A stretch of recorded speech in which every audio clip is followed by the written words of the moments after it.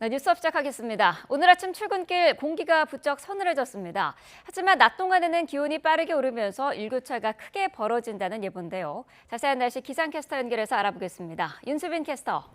네, 서울 상암동 야외 스튜디오에 나와 있습니다. 네, 출근길 바깥 날씨 어떻습니까?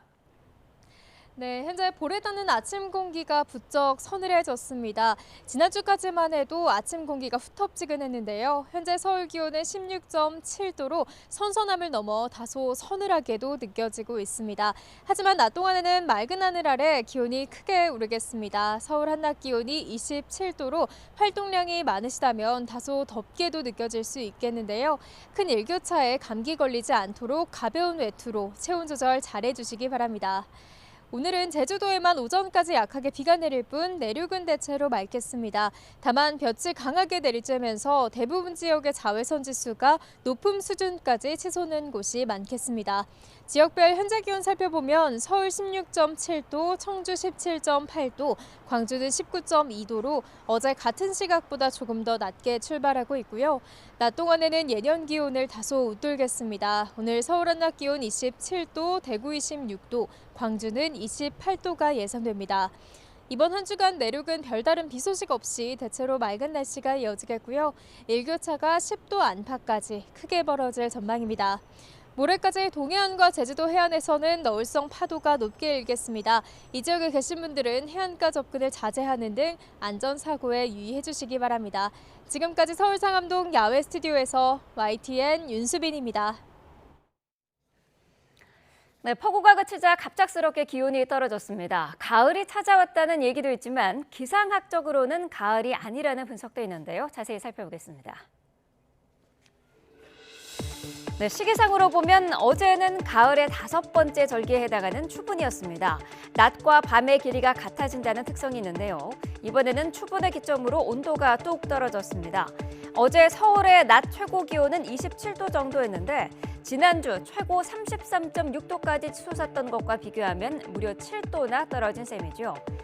이렇게 날씨가 급변한 건 한반도 상공을 뒤덮고 있던 티베트 고기압과 북태평양 고기압이 약화하면서 9월 늦더위의 원인이 됐던 이중 열 커튼이 사라졌기 때문인데요. 그래서인지 처서 마법이 아닌 추분 마법이라는 말도 나오고 있습니다. 태풍이 우리나라 쪽으로 접근을 못하게 한 그런 어떤 고기압이 버티고 있었는데 그동안 내려오지 못했던 북쪽에 찬 공기가 내려오면서 이 찬 공기와 이 따뜻한 공기 세력 다툼이 벌어졌고 낮의 길이가 짧아지면서 태양에서 오는 에너지가 점점 작아지기 때문에 이제 공기가 서서히 식기 시작하는 것이죠. 네, 그러면 이제는 가을이 왔다라고 말해도 되는 걸까요? 아직은 이르다는 분석입니다. 기상학적으로 가을은 일평균 기온이 20도 미만으로 내려간 뒤에 다시 올라가지 않는 첫날부터 시작하는데요. 기상청이 하루의 기온을 8번 관측하는데 이렇게 측정된 평균이 20도 아래로 내려가야 하는 겁니다. 특히 하루 평균 기온이 20도 아래로 떨어졌어도 다음 날 다시 20도를 넘어선다면 기상학적으로 가을이 시작됐다고 볼 수가 없습니다. 기상청의 중기 예보를 보면 이번 주 전국 예상 최고 기온은 아침은 13에서 23도, 낮은 21도에서 30도인데요. 서울은 모레부터 낮 기온이 29도로 오르면서 평년보다는 높은 수준을 유지할 거라는 전망입니다. 가을이 성큼 다가왔다고 생각했지만 아직까진 기상학적으로는 여름인 이유입니다. 실제로 기상학적 가을은 10월 첫째 주나 둘째 주쯤 시작될 거란 예상이 나오고 있는데요. 기상청은 다음 주 평균 기온과 그 다음 주 평년 기온보다 높을 확률을 60%로 내다봤습니다. 진짜 가을을 만끽하려면 조금은 더 기다려야 할 것 같습니다. 네, 기록적인 폭우가 집중된 남부지방에서 급류에 휩쓸려 실종됐던 80대 남성이 결국 숨진 채 발견됐습니다.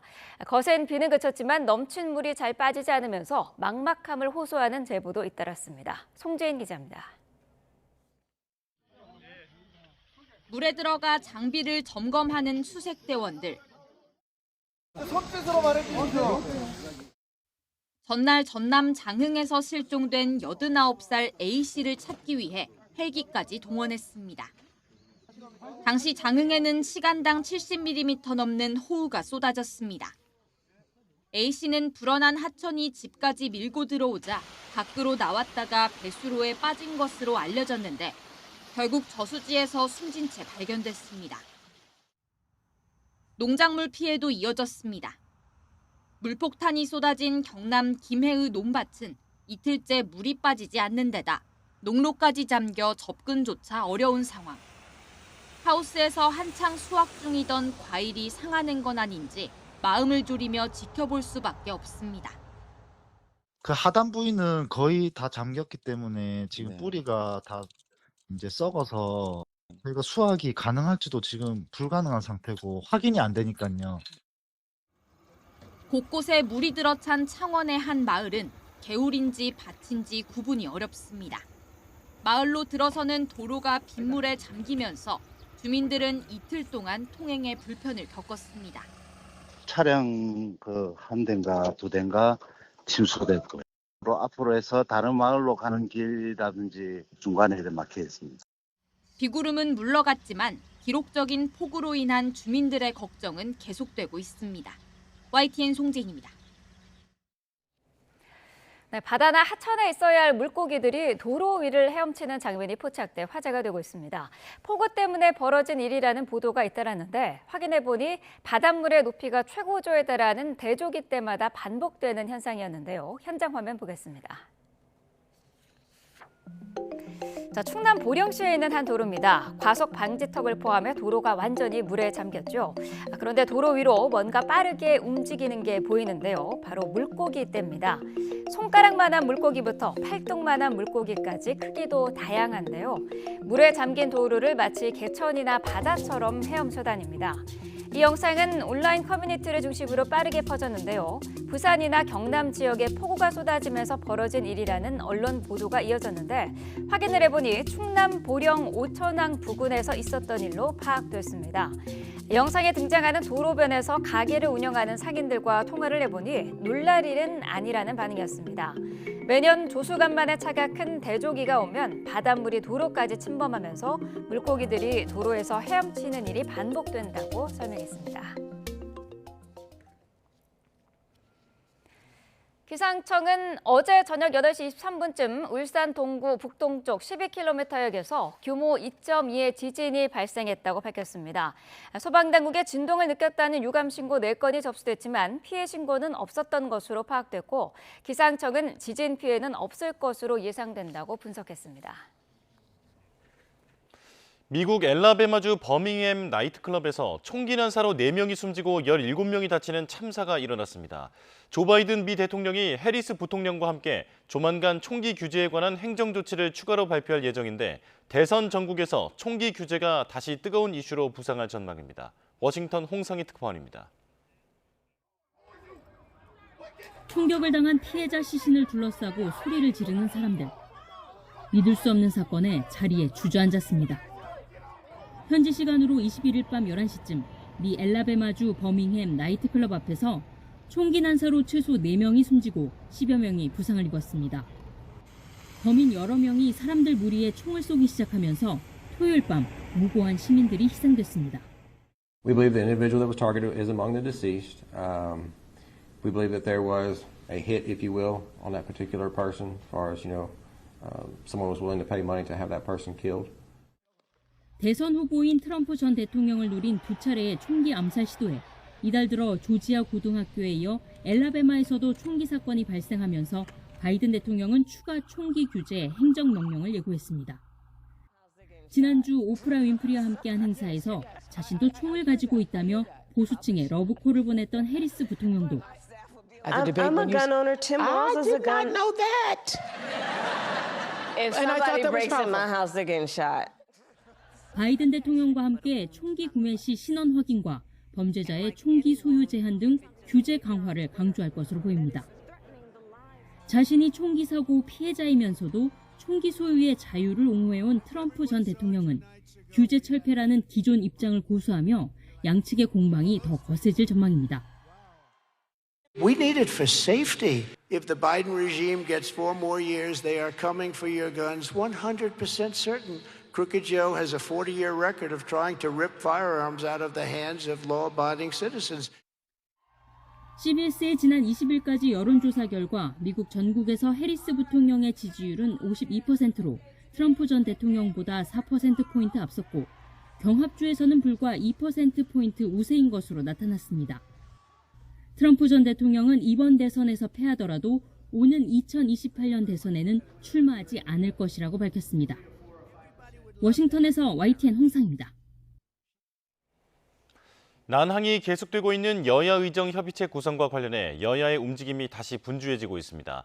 돌파구를 고심 중인 국민의힘 한동훈 대표는 윤석열 대통령에게 독대를 요청했고 더불어민주당 이재명 대표는 의료단체를 만나 현장 목소리를 들었습니다. 이준엽 기자가 보도합니다.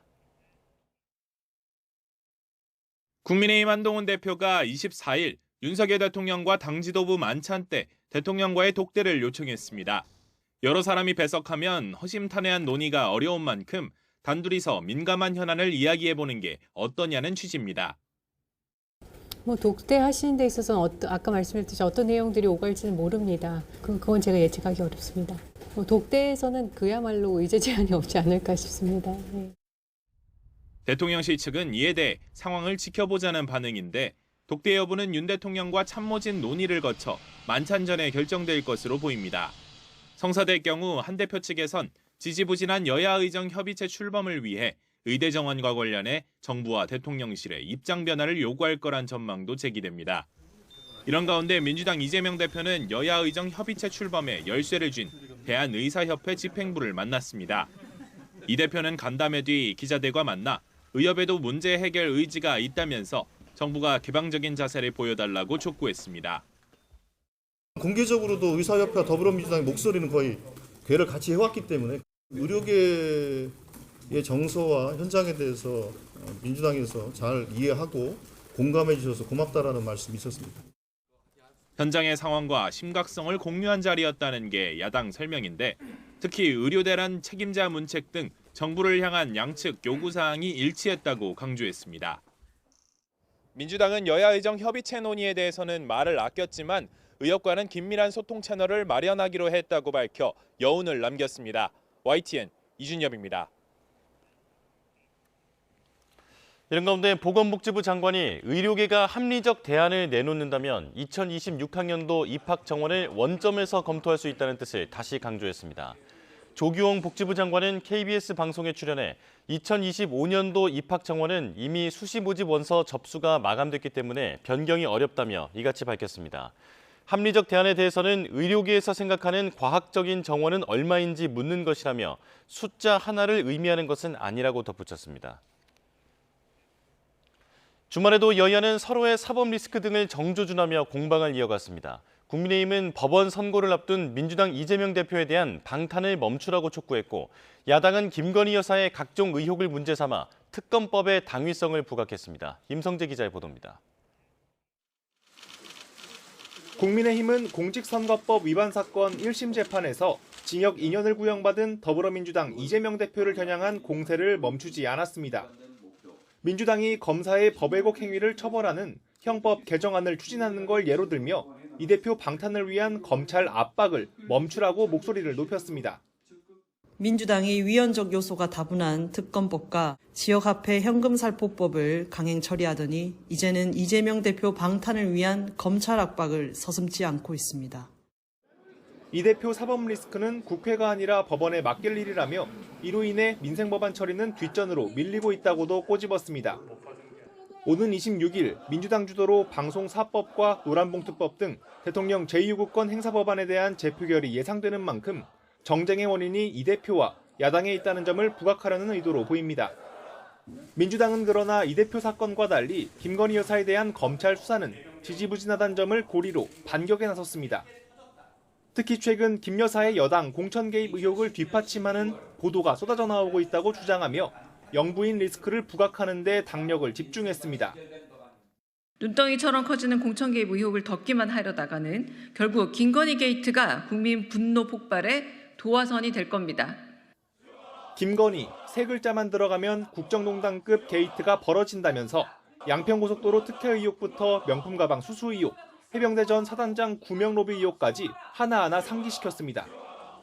이를 두고 체코 순방에서 돌아온 윤석열 대통령이 김 여사 특검법 등에 대한 거부권을 행사할 것을 대비한 여론전 성격이 짙다는 해석도 나옵니다. 이재명 대표와 김건희 여사를 겨냥한 여야의 공방은 각각의 재판이나 수사 결과를 기점으로 최고조에 달할 것으로 보입니다. 이 과정에서 여야 관계가 악화일로를 거듭하며 이 전국이 살얼음판을 걸을 거란 우려가 적지 않습니다. YTN 임성재입니다. 네, 어제 저녁 제주 마라도 앞바다에서 조업하던 어선에서 불이 났지만 승선원들은 다행히 모두 구조됐습니다. 또 지하철 8호선 구리역에서는 승강기가 갑자기 멈춰 승객들이 30분 동안 갇혔습니다. 사고 소식 김태현 기자가 정리했습니다. 위태롭게 출렁이는 어선의 갑판을 시뻘건 불꽃이 모두 집어삼켰습니다. 연신 쏘아대는 물대포로는 역부족일 정도로 매섭게 타오릅니다. 어제 오후 6시쯤 제주 서귀포시 마라도 앞바다를 지나던 15톤 어선에서 불이 났습니다. 선원 6명은 다행히 30여 분 만에 모두 구조됐는데 다친 사람은 없는 것으로 파악됐습니다. 양옆에선 소방대원들의 도움을 받아서 사람들이 줄이어 승강기에서 뛰어내립니다. 어제 오후 지하철 8호선 구리역에서 승강기가 갑자기 멈춰서는 사고가 났습니다. 이용객 7명이 30분 동안 갇혀있다 출동한 소방대원들에 의해 모두 구조됐습니다. 어젯밤 11시쯤엔 양주시 고암동에 있는 4층 다세대 주택 1층에서 불이 났습니다. 다친 사람은 없었지만 주민 6명이 한밤중 급히 몸을 피해야 했습니다. 소방당국은 건물 1층 현관에 세워둔 전기 스쿠터에서 불이 시작된 걸로 보고 화재 원인을 조사하고 있습니다. YTN 김태원입니다. 네, 오늘 새벽 5시쯤 대전 서구 둔산동 큰마을 내거리에서 승용차와 오토바이가 충돌했습니다. 이 사고로 오토바이 운전자가 다쳐 병원으로 옮겨졌습니다. 경찰은 목격자 등을 상대로 정확한 사고 경위를 조사하고 있습니다. 어제 오후 6시 40분쯤 전북 고창군 훅포리에 있는 단독주택에서 불이 나 20여 분 만에 꺼졌습니다. 다친 사람은 없었지만 주택 외벽이 그을리고 소방서 추산 130여만 원의 피해가 났습니다. 소방당국은 주택에 살던 60대 남성이 밤송이를 태우다가 불티가 집에 옮겨 붙으면서 불이 난 것으로 보고 조사하고 있습니다. 군부대에서 군인들이 야간에 아군과 적군 식별을 위해 정해놓은 3급 비밀인 암구호를 민간 사채업자에게 유출한 정황이 드러나 군과 검경이 수사에 나섰습니다. 전북경찰청은 사채업자에 대한 군사기밀 유출 사건을 수사해 검찰로 넘겼습니다.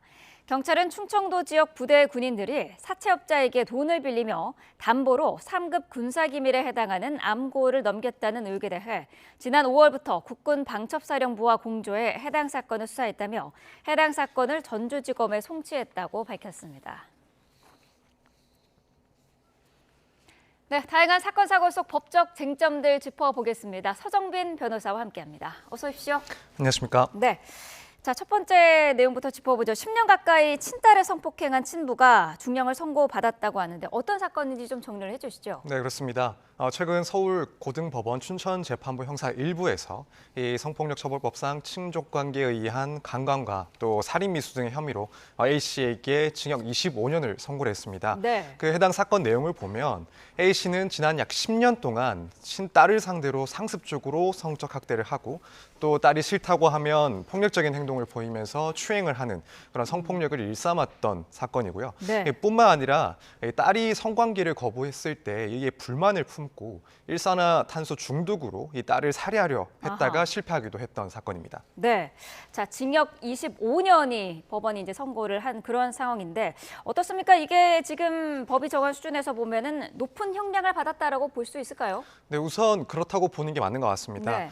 양형 기준에 의하면 친족 강간의 경우에는 가중했을 때 7년에서 10년 정도의 그런 형을 선고하도록 권고를 하고 있습니다. 네. 또 살인 미수의 경우에는 대부분의 경우 10년 이상으로 이제 선고를 하는 경우가 잘 없습니다.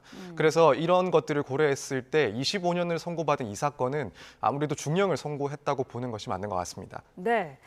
그런데 이 친부가 법원에서 근친상간을 허용해야 한다 이렇게 황당한 주장을 했다고 해요. 이건 어떤 내용인가요? 네, 그렇습니다. 정말 도무지 이해가 되지 않는 그런 주장인데요. 네. 사실 이 재판 과정에서 봤을 때 이 피고인은 이 사건 범행에 대해서 상당히 부인을 해왔습니다. 네. 자신은 친딸과 무척 친밀한 관계였고 그래서 합의하에 성관계를 했다라면서 무죄를 주장을 했었고요. 네. 그런데 이것뿐만 아니라 이 현행법상 문제가 되고 있는 부분과 관련해서 친딸과 성관계를 처벌 대상으로 삼는 이 현행법이 개인의 자유의지를 부당하게 억압하는 사회적 폭력이라는 주장을 하기도 했었습니다. 네. 근데 도무지 사실 이건 이해할 수가 없는 주장이죠. 그쵸. 이 A 씨는 딸과 성관계를 했다는 그런 이유로 처벌을 받은 게 아니라 딸을 폭행하고 협박해서 강간했다. 그런 혐의로 처벌을 받은 것이기 때문에 네. 근친간의 성관계를 허용해야 된다라는 이런 주장 자체는 살펴볼 여지도 없는 그런 내용이고요.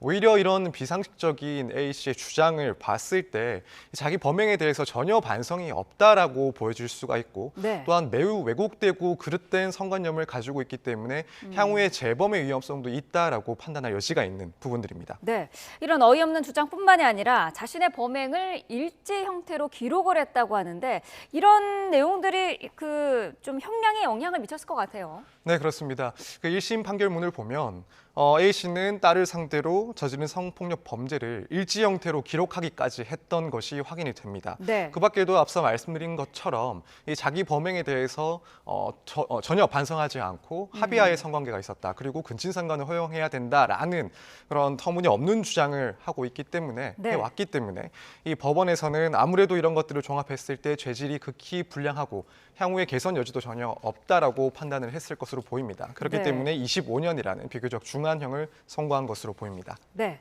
굉장히 충격적인 그런 내용이었습니다.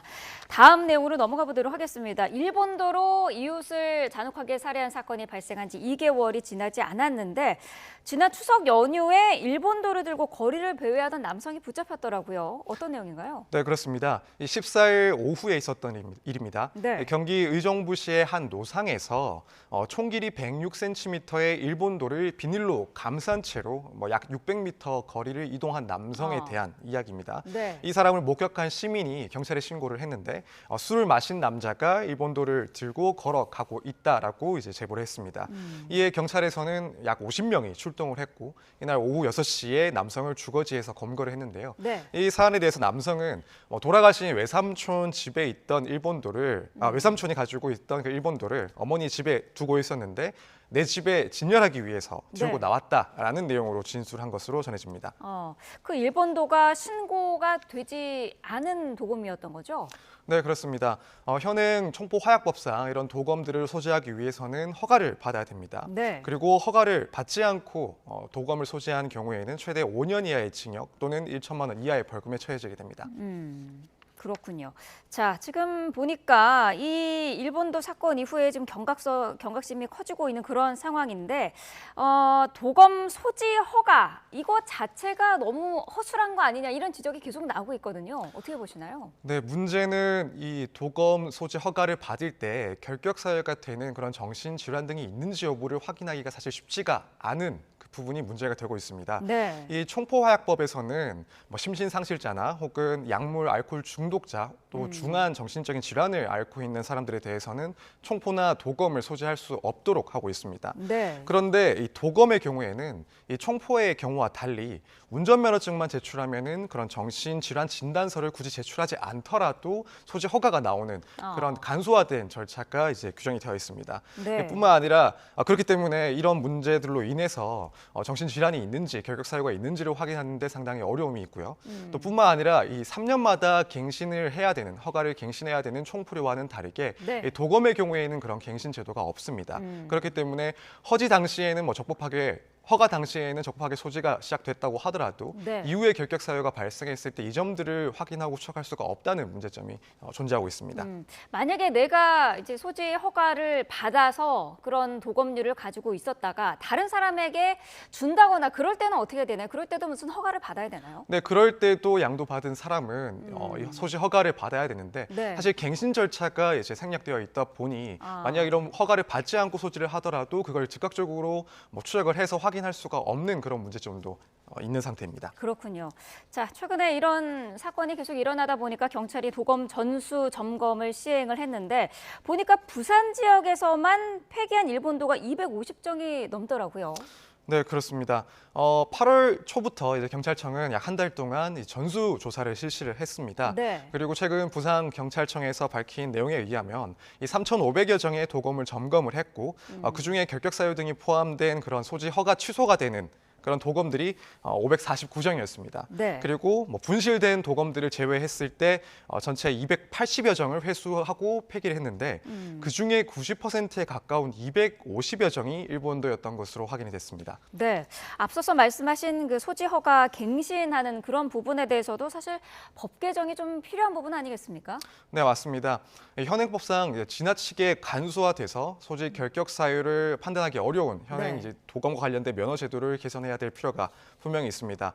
뿐만 아니라 이 사후적으로도 그 결격 사유가 존재하는지 여부를 확인하기 위해서는 네. 도검이 뭐 양도양수될 경우 그 정보를 또 누락하는 것을 막기 위해서 역시 이런 갱신 절차들이 좀 입법이 돼야 될 것으로 보이고요. 네. 뭐 다행히도 국회에서는 이런 총부화약법의 개정을 추진을 하면서 말씀드린 바와 같이 이런 필요한 서류들을 필수적으로 제출하도록 하고 이후에 네. 갱신도 그 일정 기간 동안 처리하도록 하는 그런 규정을 담은 개정안을 지금 검토하고 있는 것으로 알고 있습니다. 네, 조금 더 구체적인 그런 법적인 조치가 필요할 것 같습니다. 주말 내내 지금 뭐 칼부림 예고 글로 공포가 확산되고 있었는데 야탐역 칼부림 예고가 있었습니다. 범행을 예고한 날짜가 이제 오늘 오후 6시인데 아직 작성자를 잡지 못했어요. 추적 중인 거죠?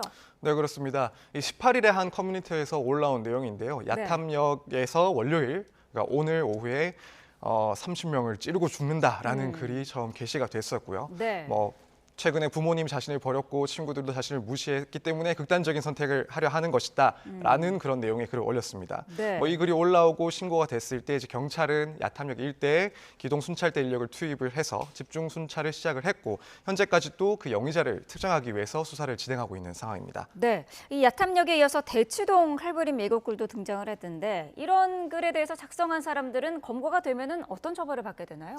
네, 우선 협박죄로 처벌이 될 수가 있습니다. 네. 게시글을 직접 본 사람에 대한 협박이 성립하는 것은 물론이고 사실 이것을 뭐 전달받거나 혹은 배포된 내용을 보고 공포를 느낀 그런 일반적인 시민들도 피해자로 볼 수 있는지에서는 다소 논란이 있지만 네. 최소한 이 글을 직접 본 그런 사람들에 대해서는 협박죄가 성립한다고 볼 수 있습니다.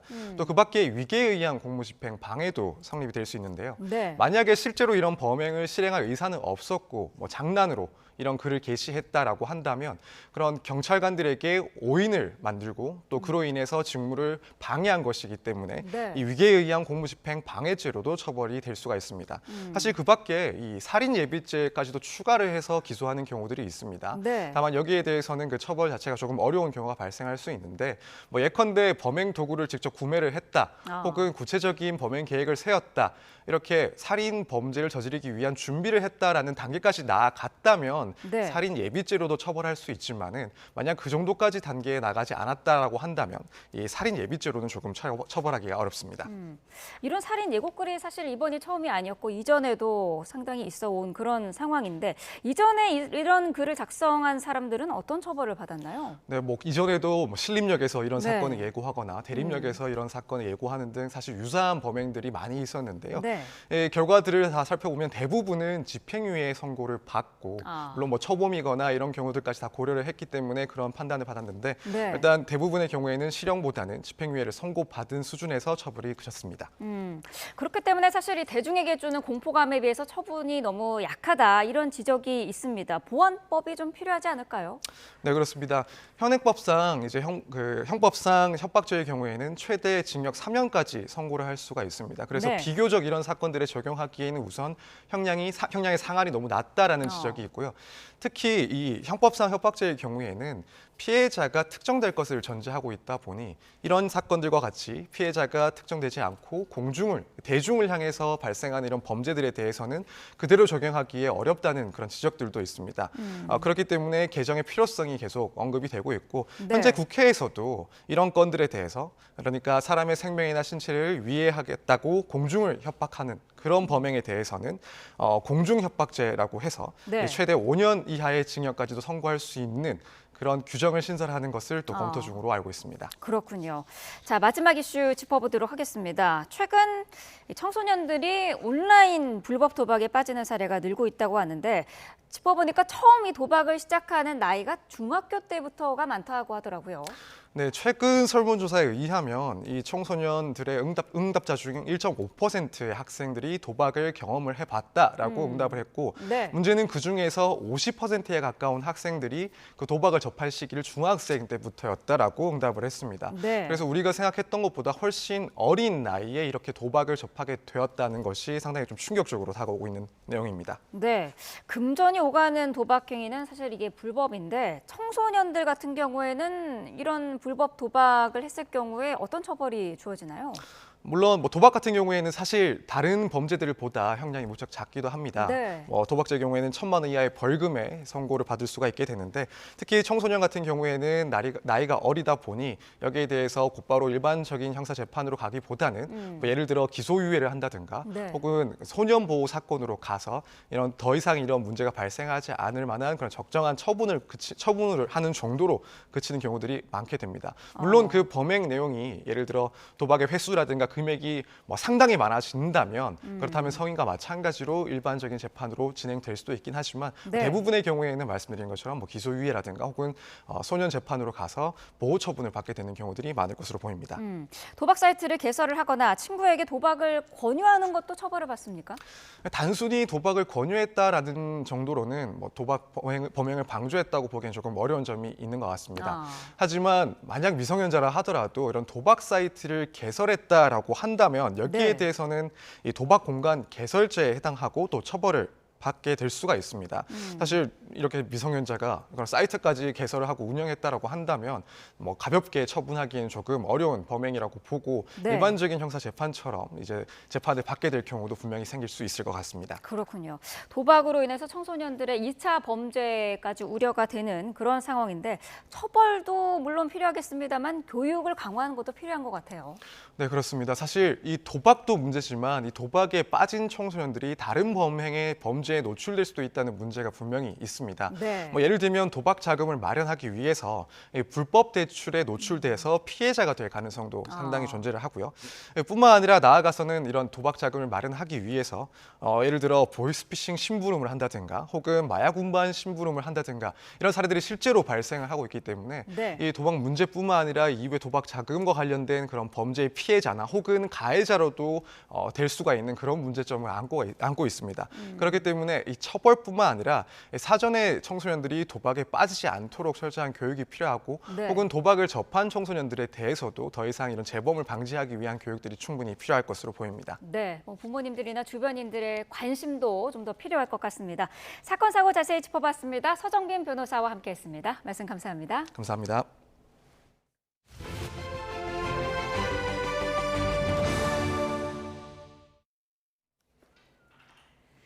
네, 북한이 대남 쓰레기 풍선을 또다시 부양하고 있다고 합동참모본부가 밝혔습니다. 합참은 국방부 출입기자단에 보낸 문자 메시지를 통해 이같이 밝히고 현재 풍향을 고려하면 대남 쓰레기 풍선이 경기도와 수도권 지역으로 이동할 가능성이 있다고 전했습니다. 이어 적재물 낙하에 주의하고 떨어진 풍선을 발견하면 접촉하지 말라면서 가까운 군부대나 경찰에 신고해 주길 바란다고 덧붙였습니다. 북한이 대남 쓰레기 풍선을 살포한 건 지난 18일 이후 나흘 만입니다. 네, 이렇게 북한이 계속 보내고 있는 쓰레기 풍선이 곳곳에서 화재를 일으키는 등 우리 국민의 재산 피해도 잇따르고 있습니다. 북한의 손해배상이나 구상권을 청구해야 한다는 지적도 나오는데요. 방법은 없는 건지 홍민기 기자가 보도합니다. 아파트 단지 화단에서도 다세대 주택 옥상에서도 불이 났습니다. 제약회사 창고 지붕에서도 불이 나 소방서 추산 8천만 원 넘는 재산 피해까지 났습니다. 모두 북한에서 날아온 쓰레기 풍선이 원인으로 추정됩니다. 이렇게 북한 쓰레기 풍선으로 재산 피해를 본 경우 손해배상을 받을 방법이 있을까? 일단 우리 정부에서 지원받을 수 있는 법적 근거는 아직 없습니다. 북한 정권을 상대로 우리 법원에 손해배상 청구 소송을 낼 수는 있지만 만약 승소하더라도 실제 배상을 받아내기는 어렵습니다. 북한은 배상 명령은커녕 우리 법원의 재판 절차에 철저히 무대응으로 일관하고 있기 때문입니다. 북한의 출판물이나 방송물 등에 대한 저작 권료를 맡아두고 있는 남북경제문화협력재단에 배상금을 대신 요구하는 방안도 있지만 역시 쉽지 않습니다. 우리 법원은 경문협이 북한의 책임을 대신 갚을 의무가 없다고 보고 있기 때문입니다. 쟁점 자체가 경문협이 가지고 있는 돈이 북한 당국의 돈이 아니다라는 취지고요, 법원에서는. 북한에 구금됐다가 숨진 미국인 오토 원비어의 유족들처럼 해외에 숨겨진 북한 당국의 자산을 찾아내 몰수할 수도 있지만 국가적 지원이 뒷받침되지 않는 이상 개인으로서는 배보다 배꼽이 더 큰 결과가 될 수 있습니다. 정부는 우선 지방자치단체 예비비 등으로 민간 피해를 보상하고 나중에 북한의 손해배상이나 구상권을 청구하는 등 법적 책임을 묻겠다는 입장입니다. 우리 정부가 분명한 입장을 밝히고 사후적으로라도 의원님이 말씀하시는 그런 법적인 조치는 필요하다 이런 생각을 합니다. 이와 함께 하루빨리 북한의 쓰레기 풍선 살포를 막을 근본적인 방안을 찾아야 한다는 지적도 계속되고 있습니다. YTN 홍민기입니다. 최상목 부총리 겸 기획재정부 장관은 전기요금 인상 여부에 대해 국민 부담이 얼마나 늘었는지에 대한 판단이 중요하고 한국전력의 재무구조와 에너지 가격 등에 대한 종합적인 고려가 필요하다고 말했습니다. 최 부총리는 어제 SBS 뉴스에 출연해 윤석열 정부 들어 전기요금이 50% 정도 인상됐다며 이같이 밝혔습니다. 앞서 안덕근 산업통상자원부 장관이 전기요금 인상 방침을 밝히면서 인상 폭과 시점을 둘러싼 논의에 속도가 붙은 상황 내서 다소 신중한 입장을 내비친 것으로 해석됩니다. 세계적인 반도체 위탁 생산업체인 삼성전자와 타이완의 TSMC가 아랍에미리트에 공장을 지을 계획인 것으로 알려졌습니다.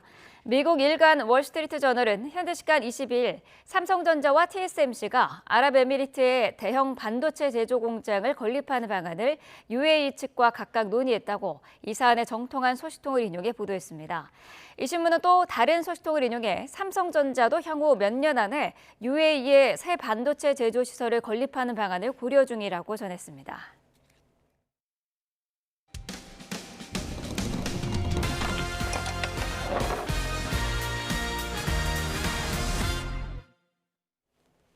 한 대학 교양 수업에서 방위사업청이 주최하는 창업경진대회 설명회가 열렸는데요.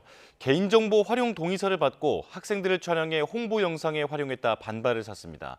학생들은 출석을 위해 개인정보 활용에 동의해야 했고 영상 촬영에 대한 사전 설명도 없었다며 항의했습니다. 임예진 기자가 취재했습니다. 이화여대 졸업생인 A씨는 마지막 학기였던 지난 5월 한 교양 수업에서 당황스러운 일을 겪었습니다. 그날 수업은 방위사업청이 주최한 국방기술 활용 창업경진대회 설명회로 대체됐는데 강의실 앞에서 개인정보 활용 동의서를 받고 있었습니다. 그런데 양식에는 이미 동의한다고 표시돼 있었고 수업에 출석하려면 서명할 수밖에 없었습니다. 문제는 이뿐만이 아니었습니다.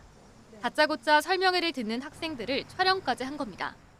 학생들 입장에서는 그걸 빨리 쓰고 들어가지 않으면 진짜 지각 처리되거나 아니면 들어갔다가 이제 불편해서 이제 촬영 불편해서 나온 친구들은 아예 결석 처리가 되는 상황이어서 무조건 쓰고 갈 수밖에 없는 상황이었고요.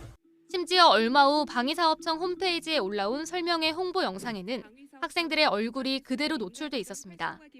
영상을 어디에 쓸 건지 사전에 설명조차 듣지 못한 학생들 사이에서는 불만이 속출했습니다. 어쩔 수 없이 수집에 동의한 개인정보가 어디에 쓰일지 모른다며 걱정하기도 했습니다. 저희가 여학생들이다 보니까 이제 얼굴 사진 찍혀서 그때 설과 N번방 얘기도 나왔었고 그런 범죄나 그런 얘기가 되게 많아가지고 모자이크도 처리하지 않은 채로 그렇게 올리고 하다 보니까 이 사건을 누가 어디서 캡처해서 이상한 용도로 쓰고 있을지 모른다는 점이 저는 되게 불안하게 느껴지는 것 같아요. 학생들은 국민신문고에 문제를 제기했고 방위사업청은 수집한 개인정보를 파기하고 설명회를 듣는 학생들 모습을 가리는 등의 조치를 했습니다. 설명회를 주최한 업체 측에서는 뒤늦게 학생들의 모습이 담긴 영상은 개개인의 동의를 받지 않아도 되는 선에서 짧게 활용됐지만 학생들의 우려에 따라 영상을 수정했다고 설명했습니다. 또 개인정보 활용 동의서를 받은 건 참석자 확인과 이수증 발급 등을 위해서였다고 해명했습니다. 학생들은 방위사업청과 업체는 물론 담당 교수에게도 책임이 있다고 보고 교내 인권센터 심의위원회에 신고했습니다. 심의위원회는 해당 교수가 수업을 기획하고 주관하면서도 학생 개인정보의 수집 범위와 수업 장면 동영상의 노출 범위에 대해 정확히 인지하지 못했고 학생들에게도 사전에 고지하지 않았다며 학생들의 개인정보 자기결정권을 침해했다고 만장일치로 판단했습니다. 또 비전임 강사, 시간 강사인 해당 교수를 징계할 수 있는 근거가 없는 만큼 규정을 보완하라고 주문했습니다.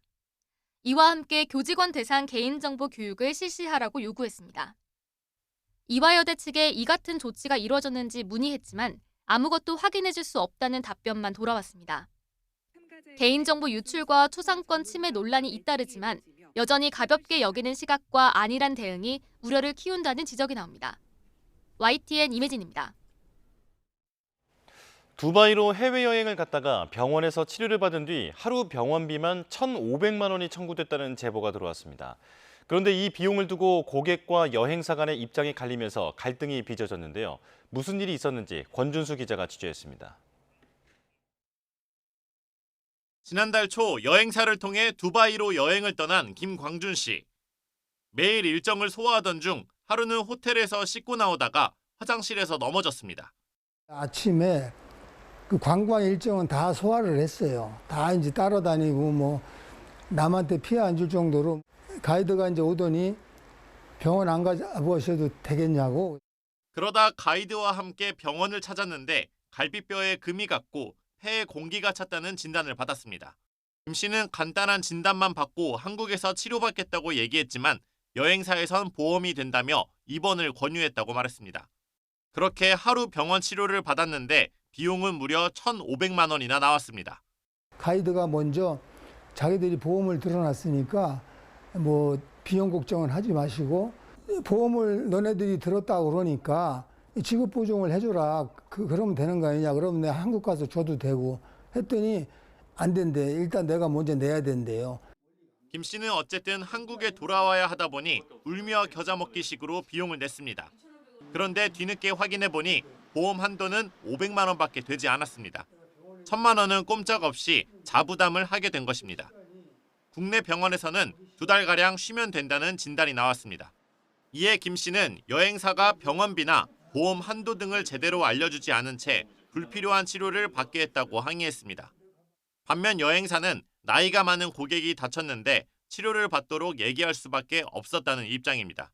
또 가이드가 현지에서 사실 확인서까지 받았으니 문제가 없다고 주장했습니다. 최근 법원에선 여행 상품을 이용했다가 안전사고나 질병이 악화할 경우 여행사가 책임을 져야 한다는 판결이 많이 나오고 있습니다. 그러다 보니 여행사는 고객에게 병원 치료를 권유하는 경우가 많습니다. 여행사가 고객들의 병원 진료에 대비해서 진료 비용이라든지 입원 치료 필요성에 대해서 고객과 병원 사이에서 충분히 연계해서 상의를 했는지가 사실 확인서만으로는 불충분하게 이제 보여야 되고 여행사에서 뭐 자꾸 이제 확인서를 써달라고 하면은 뭐 어쩔 수 없이 써주는 경우가 많아서 전문가들은 해외로 장기 여행을 갈 땐 상해보험 한도 등을 꼭 확인해야 한다고 조언합니다. 또 현지에서 치료를 어떻게 받을 건지 확실하게 여행사와 협의해야 갈등을 줄일 수 있다고 강조합니다. YTN 권준수입니다. 이스라엘과 레바논 무장정파 헤즈볼라의 교전이 가자 전쟁 이후 최대 규모로 격화하고 있습니다. 강대강으로 치닫는 무력 충돌이 이어지면서 전면전에 대한 우려가 그 어느 때보다 커지고 있습니다. 박영진 기자입니다. 펑 하는 폭발음과 함께 순식간에 건물이 무너지고 불길이 치솟아 오릅니다. 레바논 무장정파 헤즈볼라가 이스라엘 북부를 향해 100여 발의 로켓을 퍼부었고 이 중 일부가 민간인 거주 지역에 떨어졌습니다. 즉각 반격에 나선 이스라엘은 헤즈볼라의 로켓 발사대 등 수백 곳을 표적 공격했다며 영상을 공개했습니다. 또 북부 지역의 학교를 폐쇄하고 병원 환자들을 이송하는 등 전투 대비 태세도 강화하면서 북부의 주민들이 안전하게 집으로 돌아갈 때까지 공격은 계속될 것이라고 또 한 번 경고했습니다. בימים האחרונים אנחנו הנחתנו על חיזבאללה רצף של מכות שהוא לא דמיין.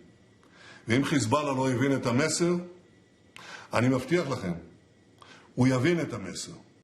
통신장비 연쇄 폭발과 레바논 수도 베이루트 공습으로 수십 명의 사망자가 발생한 헤즈볼라 역시 이스라엘과의 전투는 새로운 국면에 접어들었다며 더 강한 보복을 공언했습니다. لن توقفنا التهديدات ولا نخشى أخطر الاحتمالات. ونحن مستعدون لمواجهة كل الاحتمالات العسكرية. 어느 때보다 전면전의 위기가 고조된 상황에 미 백악관도 우려를 표했습니다. We don't believe that escalating this military conflict is in their best interest. It's certainly not going to be in the best interest of all those people that Prime Minister Netanyahu says he wants to be able to send back home. 이스라엘의 공격은 서한 지구와 가자 지역에서도 전방위적으로 진행 중입니다. 이스라엘은 아랍권 대표 뉴스 네트워크인 알자지라 서한 지구 지국을 급습해 테러를 선동하고 안보를 위협한다며 45일간의 폐쇄 명령을 내렸습니다. 네타냐후 총리를 비롯해 이스라엘 관리들은 알자지라 방송을 하마스의 대변인이라며 비판해왔습니다. YTN 박영진입니다. 이번 주 세계 정상급 지도자들이 미국 뉴욕에 있는 유엔 본부에 모여 중동 분쟁 등 국제사회가 당면한 주요 현안을 논의합니다. 정상급 지도자 140여 명이 참석하는 유엔 총회 고위급 주간을 앞두고 미 비밀 경호국과 뉴욕 경찰 대테러팀 등이 비상 경호 체제에 돌입했습니다. AP통신 등은 미 비밀 경호국은 오는 24일부터 뉴욕 맨해튼 유엔 본부 건물 지하에서 일주일간 열리는 유엔 총회 고위급 주간에 대비해 보안 위협에 대응하고 있다고 전했습니다. 특히 올해 유엔 총회 고위급 주간은 지난해 10월 7일 가자 전쟁이 발발한 이후 처음으로 열리는 고위급 행사라는 점에서 더욱 관심을 끌고 있습니다.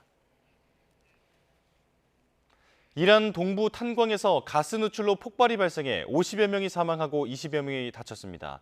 수백 미터 지하에서 작업 중이던 광부들은 부랴부랴 땅 위로 뛰쳐나와야 했습니다. 이광현 기자입니다.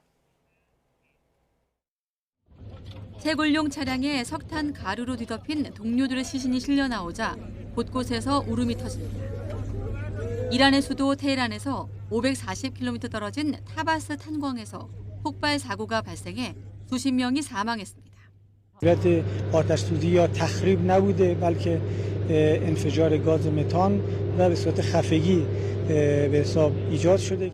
이란 전체 석탄 공급량의 75%를 차지하는 타바스 탄광에서는 폭발 당시 70여 명이 일하고 있었습니다. 주말 밤 수백 미터 지하에서 작업 중이던 광부들은 갑작스러운 폭발에 혼비백산해 땅 위로 뛰쳐나왔습니다. تو کارگاه بودیم داشتیم کار میکردیم یک دفعه دود بلند رفت بعدش یک دفعه دیدیم نفسام تنگ رفت من خودم انداختم از حساب از کارگاه پایین به حساب دو دست پایی فقط دانستم خودم برسونم به جایی جایی که انفجار افتاد من نبودم که دقیقاً چه کار افتاد نمیدونم اون فقط رفتم برای کمک رسانی 메탄 가스 농도가 높아 보조 작업도 난항을 겪은 것으로 전해졌습니다. 전체 석탄 소비량의 절반 정도를 자국에서 채굴하는 이란은 안전 기준이 느슨하고 응급 서비스가 부족한 탓에 종종 탄광 사고가 발생합니다. 42명의 광부가 희생된 2017년 아자드 샤르 탄광 사고 이후 이란 최악의 탄광 폭발 사고로 기록될 타바스 광산 사고. 사흘간 애도 기간이 선포된 가운데 마수드 폐쇄시킨 대통령은 희생자 가족을 위로하고 이번 사고에 대한 철저한 조사를 지시했습니다. YTN 이광현입니다. 아르헨티나와 브라질, 볼리비아 등 남미 국가들이 동시다발적인 산불에 위협받고 있습니다. 국제사회는 기후변화로 인한 재난으로 규정하고 공동 대응에 들어갔습니다. 신웅진 기자의 보도입니다. 소방대원들이 호스로 물을 뿌리며 맞서보지만 거센 화마를 도무지 당해낼 수가 없습니다. 아르헨티나 중부 코르도바 지역에서 사흘째 화재가 계속되고 있습니다. 진화에 급급한 현지 당국은 피해 추산도 하지 못하고 있습니다. Este creo que fue muy duro, donde vimos gente desesperada, donde vimos casas incendiarse, donde vimos gente herida. Hay un chico que se quemó, que tuvo incidentes, quemaduras en su cuerpo, así que fue durísimo. 국경을 접한 브라질도 끊임없는 산불로 비상입니다. 세계에서 가장 오래된 열대 생태계를 지녀 유네스코 세계문화유산으로 지정된 차파다 두스 베아데이루스 국립공원에도 불이 났습니다. 브라질은 최근 화재로 국립공원 2,000헥타르를 잿더미와 맞바꿨습니다. 아르헨티나와 브라질 등 이웃 국가로 불씨를 날린 볼리비아도 상황이 심각합니다. 유럽연합 등 국제사회는 이번 사태를 기후재난으로 규정하고 공동 대응에 나섰습니다. 캐나다와 프랑스는 진화용 항공기와 헬기를 볼리비아로 보냈고 스페인에서는 소방관 40명과 전문가 8명을 파견했습니다. Expresar nuestra solidaridad con el país, con los afectados por el incendio. Sabemos que es un tema de una gran trascendencia para todo el país y en el fondo es un problema que también padecemos en Europa y en todo el mundo, como son los efectos del cambio climático. 이상고온과 강풍, 낮은 습도가 이어지면서 남미를 휩쓸고 있는 불길은 좀처럼 잡히지 않고 있습니다. YTN 신홍진입니다. 자, 이렇게 한가롭게 무리지어 물을 마시는 코끼리들, 아프리카를 대표하는 동물이죠. 그런데 이 코끼리를 잡아서 식량으로 배급하겠다는 계획이 잇따라 나오고 있습니다. 어떻게 된 일인지 자세히 살펴보겠습니다. 최근 극심한 기근에 빠진 아프리카 남부에서 일어나고 있는 일인데요. 짐바브웨 정부는 전국에서 코끼리 200마리를 살처분해서 고기를 주민들에게 나눠주겠다고 밝혔습니다. 이보다 앞서 나미비아도 코끼리뿐 아니라 임팔라, 누, 하마 같은 대형 야생동물 700여 마리를 잡아서 고기를 배급 중입니다. 기근이 얼마나 심각하길래 이런 일까지 벌이는 걸까요? 올해 아프리카 남부 일대는 작년에 발생한 엘니뇨의 여파로 비가 거의 내리지 않았습니다. 이 때문에 최악의 가뭄이 들이닥쳤고 대규모 식량 부족 사태로 대략 6,800만 명이 굶주리는 것으로 추산됩니다. 나미비아는 인구의 절반이 기근에 빠져 지난 5월 국가 비상사태를 선언하기도 했죠. 말 그대로 야생동물이라도 먹어야 하는 상황이 된 겁니다. 이 같은 야생동물 식량화 계획에 환경단체들의 비판이 잇따랐는데요. 하지만 현지 당국은 국민의 이익을 위해 천연자원을 사용한다는 헌법적 의무에 부합하는 조처라고 해명했습니다. 실제로 이들 아프리카 국가들은 과거에도 개체수를 조절하거나 주민 구호를 위해 야생동물을 도축한 사례가 있는데요.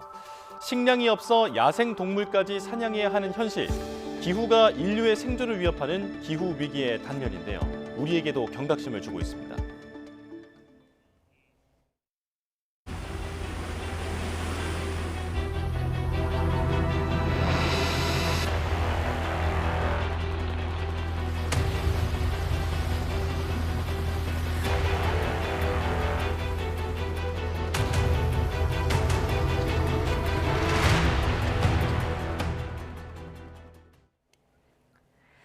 네, 올여름 장맛비에 이어 이번 가을 호우도 200년 만에 내릴 법한 기록적인 호우였다는 기상청의 분석이 나왔습니다. 찬 공기와 따뜻한 공기 사이에서 만들어진 정체전선에 태풍급 비구름이 더해지면서 비구름을 더 폭발적으로 만드는 기폭제 역할을 한 게 원인이었습니다. 정혜윤 기자가 보도합니다. 지난 21일 새벽 시간당 100mm 이상의 극한 호우가 쏟아진 창원은 순식간에 아수라장으로 변했습니다. 여름도 아닌 가을철, 그것도 10월을 앞둔 9월 하순에 장마철보다 더 많은 비가 쏟아진 겁니다. 호우를 감당하지 못한 도로 곳곳이 침수됐고 도심 전체가 마비됐습니다. 21일 하루에만 창원에 내린 비의 양은 무려 397.7mm, 공식적인 1시간 최다 강수량은 104.9mm를 기록했습니다. 기상청은 이날 창원 호우는 200년 만에 한 번 내릴 정도의 강한 호우였다고 분석했습니다. 21일 창원에 내린 강수량은 1강수량 기준으로도 그리고 1시간 강수량 기준으로도 200년에 한 번 발생할 수 있는 확률입니다. 이외 지역도 진도에서 시간당 112.2mm의 극한 호우가 기록됐고 해남과 서산에서도 시간당 100mm 안팎의 물폭탄이 쏟아졌습니다. 수도권에서도 화성에서 시간당 66.5mm의 강한 비가 내리는 등 시간당 60mm 이상의 극한 호우만 전국에서 무려 50차례 이상 기록됐습니다. 이렇다 보니 누적 강수량은 19일부터 21일 사이 제주 산간이 무려 800mm에 육박했습니다. 200년 빈도의 호우가 내린 창원은 500mm가 넘는 비가 기록됐고 여수도 400mm가 넘는 호우가 쏟아졌습니다.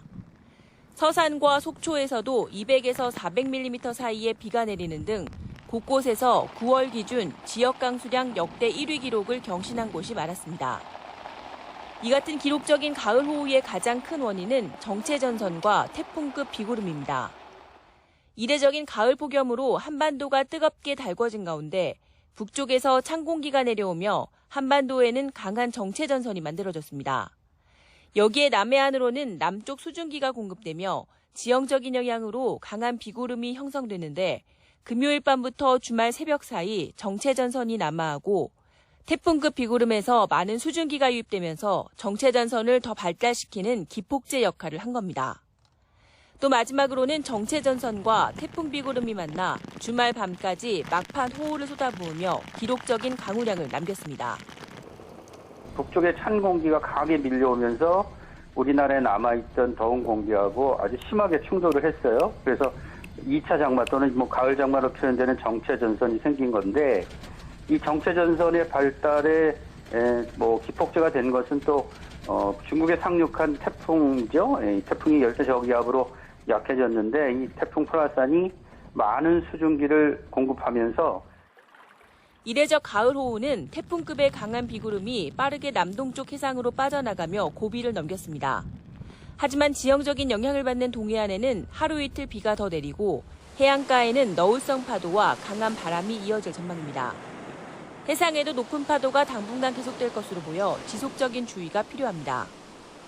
하지만 내륙은 점차 맑은 날씨를 회복하겠고 아침 기온이 내려가며 점차 일교차 큰 전형적인 가을 날씨를 되찾을 전망입니다. YTN 정혜윤입니다. 400mm가 넘는 기록적인 폭우가 쏟아진 경남 지역의 피해 현장은 그야말로 아수라장입니다. 망연자실한 피해 주민들을 위해서 자원봉사자들이 힘을 보탰는데요. 손재우 기자가 보도합니다.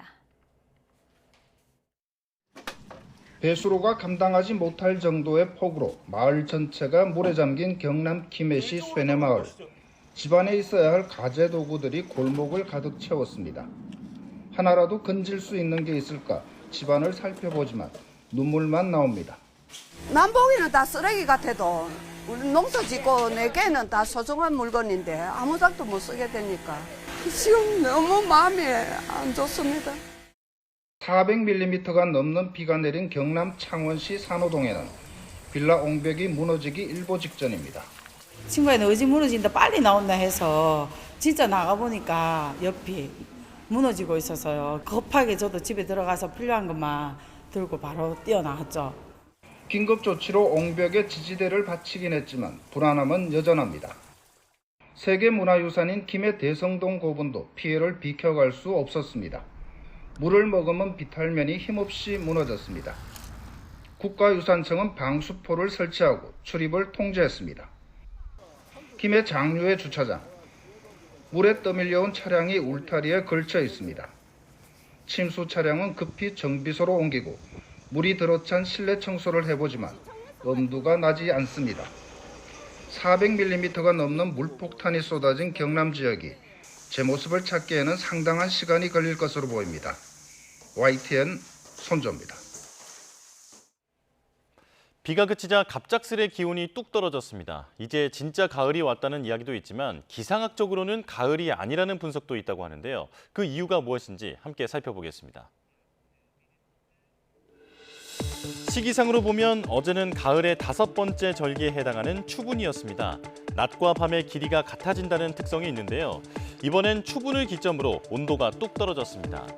어제 서울의 낮 최고 기온은 27도 정도였는데 지난주 최고 33.6도까지 치솟았던 것과 비교하면 무려 7도나 떨어진 셈이죠. 이렇게 날씨가 급변한 건 한반도 상공을 뒤덮고 있던 티베트 고기압과 북태평양 고기압이 약화하면서 9월 늦더위의 원인이 됐던 이중 열 커튼이 사라졌기 때문입니다. 그래서인지 처서 마법이 아닌 추분 마법이라는 말도 나오고 있습니다.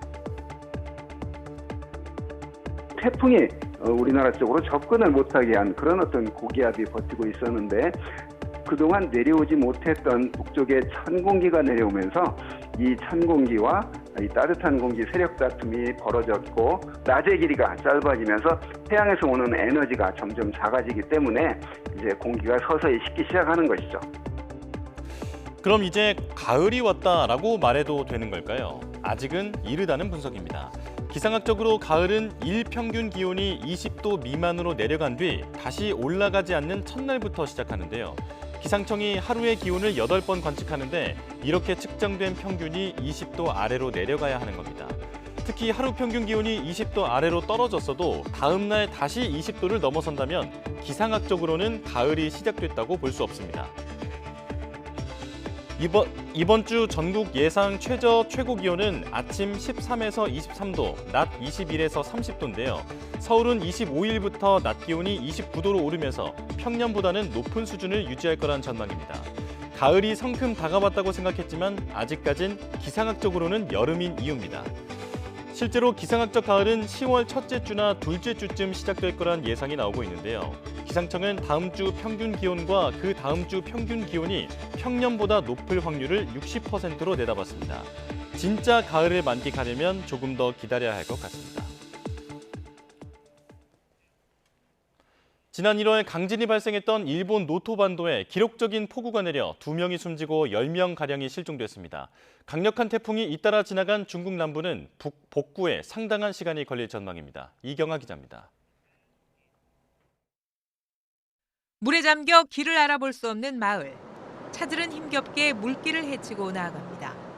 지난 1월 강진으로 370명이 숨진 일본 이시카와현에 기록적인 폭우가 내렸습니다. 가장 많은 비가 내린 와지마시에는 불과 3시간 만에 평년 9월 한 달치를 넘는 비가 쏟아졌습니다. 사망자와 함께 지진 복구 공사를 하던 사람들이 실종되는 등 인명피해가 발생했습니다. 일본 기상청은 따뜻하고 습한 공기가 유입되면서 일요일까지 큐슈 등지에도 강한 비가 내릴 것으로 예상했습니다. 중국 상하이 시내는 그야말로 물바다. 지난 19일 오후 저장성에 상륙했던 제14호 태풍 플라사는 3시간 만에 다시 상하이를 덮쳤습니다. 75년 만에 가장 강력했던 제13호 태풍 버빙카가 지나간 뒤 사흘 만입니다. 일부 지역에는 6시간 동안 300mm를 넘는 폭우가 내려 해당 지역 기상관측사상 최고 기록을 세우기도 했습니다. 태풍 때문에 상하이에서만 한때 11만 명 넘는 주민들이 대피했습니다.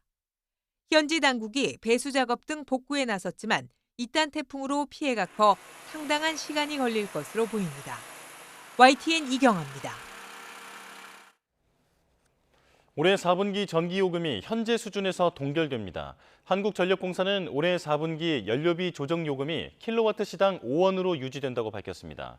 지난해 3분기부터 6개 분기 연속 동결입니다.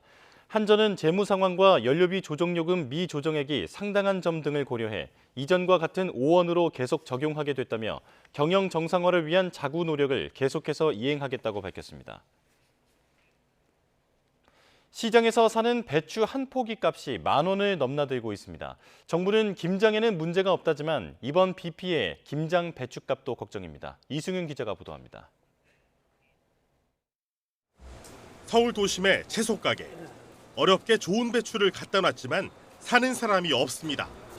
배추 한 포기에 10,000원을 넘은 지 오래입니다. 많이 물어보고 안 사지 잘. 그러면 상인분들도 힘드시겠어요? 네, 그럼 우리도 막 계속 물어보고 막 잘 안 사니까. 먹고 사는 것도 너무 힘들게 비싸요. 엄청 비싸요. 뭐 야채가 특히 제일로 비싸죠.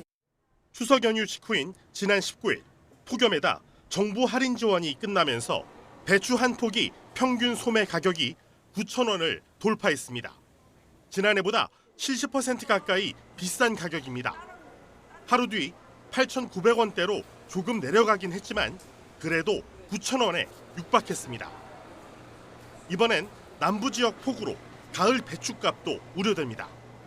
김장 배추가 많이 나는 전남 해남에서도 배추밭 피해 제보가 잇따랐습니다. 가을 배추는 보통 9월 중순 전에 아주 심기를 하는데 폭염 직후 폭우가 와 밭이 물에 잠기거나 흙이 쓸려나갔기 때문입니다. 뿌리들이 이제는 내렸지만은 흙이 위에 흙을 다 떠내려가 버리고 없으니까 햇빛이 났을 때 이건 다 시들고 결국은 말라서 죽을 것 같아요. 이게 모종 키우는데 최소한 20일이 걸리기 때문에 이게 시기적으로 안 맞는 거예요. 앞서 정부가 농민들의 가을 배추 재배 의향을 집계한 결과 재배 면적이 지난해에 비해 2.1% 줄고 생산량도 4.3% 감소할 것으로 전망됐습니다. 다만 강릉 안반대기 등 서늘한 곳에서 집중적으로 재배되는 여름 배추와 달리 가을 배추는 전국 곳곳에서 나고 비싼 배추값에 농민들의 재배 의향도 바뀌었을 가능성이 있습니다. 정부는 이번 비 피해가 크지 않아 김장에 문제가 없을 것이라고 밝혔습니다. 하지만 예상치 못한 기상이변이 잇따르면서 김장 배춧값 상승을 막기 위한 선제적 대비가 필요해 보입니다. YTN 이승윤입니다. 고물가의 외식비 부담이 커지면서 저렴한 가격에 간단하게 먹을 수 있는 간편식 수요가 커지고 있습니다. 유통업체들도 간편식 품질을 높이는 등 경쟁력 확보에 나섰습니다. 황보혜경 기자입니다. 주방에서 방금 만든 볶음밥과 탕수육을 장바구니에 넣습니다. 대형마트에서 파는 즉석조리 식품으로 뷔페처럼 가짓수가 200개가 넘습니다. 원래는 신선식품들이 놓여있던 자리입니다. 지금은 이렇게 즉석조리식품 판매대로 바뀌었는데 2030 세대 발길이 늘고 있습니다. 집에서 음식을 직접 해먹는 것보다 비용과 시간 모두 아낄 수 있어 인기입니다. 요리했을 때는 재료를 하나하나 사야 돼서 남는 게 더 많아가지고 간편식을 좀 많이 요즘 찾는 것 같아요. 나가서 사 먹는 것도 훨씬 싸가지고. 바쁘게 나갈 때라든가 급하게 뭐 음식 먹고 나갈 때 필요할 때 그럴 때는 간편하게 좋습니다. 시간도 많이 절약되고요. 고물가의 간편식 수요가 갈수록 커지면서 유통업체들은 편의성을 넘어 맛과 품질을 통한 경쟁력 확보에 나섰습니다. 또 다른 대형마트에서는 지난달 냉동 밀키트 매출이 한 달 전보다 35% 늘었습니다. 이에 따라 식품업체와 협업해 가정 간편식 제품을 계속 확대해 나가기로 했습니다. 간편식의 대명사인 편의점 업체의 경우 도시락에 들어가는 돼지고기 반찬에 냉동육 대신 국내산 냉장육을 사용하고 있습니다. 시간 대비 성능, 즉 시성비를 중시하는 소비 경향에 따라 간편식 시장도 프리미엄 경쟁이 붙고 있습니다. YTN 황보혜경입니다. 미국계 투자회사인 모건 스탠리가 SK하이닉스의 업황을 부정적으로 평가한 보고서를 내기 전에 대량 매도가 이루어졌다는 의혹에 대해 금융당국이 팔을 걷어붙였습니다. 코스피를 휘청이게 한 보고서 내용을 사전에 알고 손실을 피한 것인지 조사를 통해 드러날 것으로 보입니다. 박기원 기자의 보도입니다. 모건 스탠리는 추석 연휴 기간인 지난 15일 겨울이 다가온다는 제목의 보고서를 냈습니다. HBM이 과잉 공급되고 있고 D램 수요는 줄어들 것이라는 전망을 근거로 반도체 업황이 고점을 찍었다는 게 주된 내용입니다. 또 SK하이닉스와 삼성전자에 대해선 대폭 낮춘 목표 주가를 발표하면서 사실상 주식을 매도하라는 의견을 내놨습니다. 보고서 발표 뒤 코스피는 크게 출렁였습니다.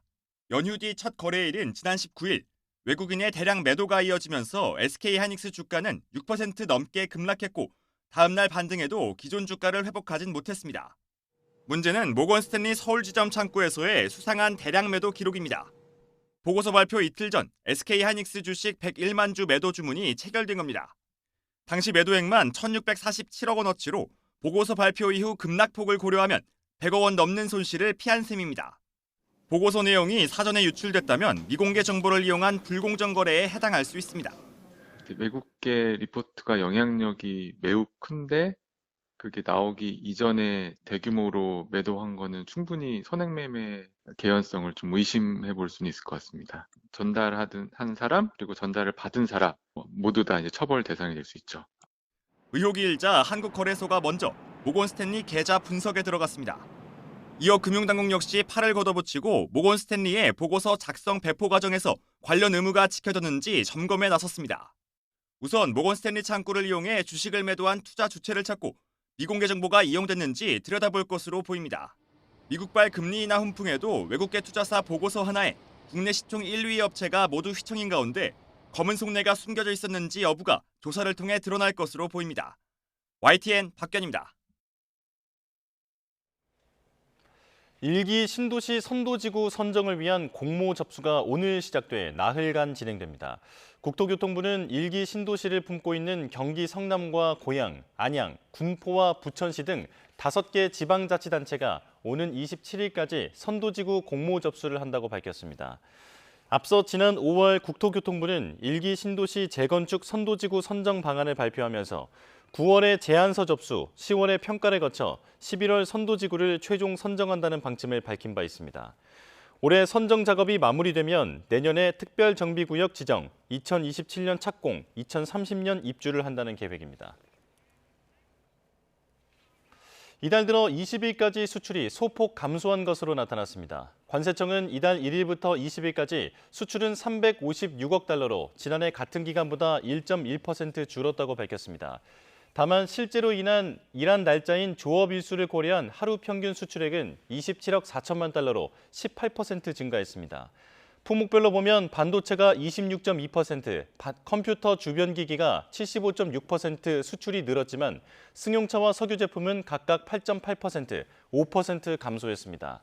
수입은 348억 달러로 지난해 같은 기간보다 4.5% 줄면서 무역 수지는 8억 달러 흑자입니다.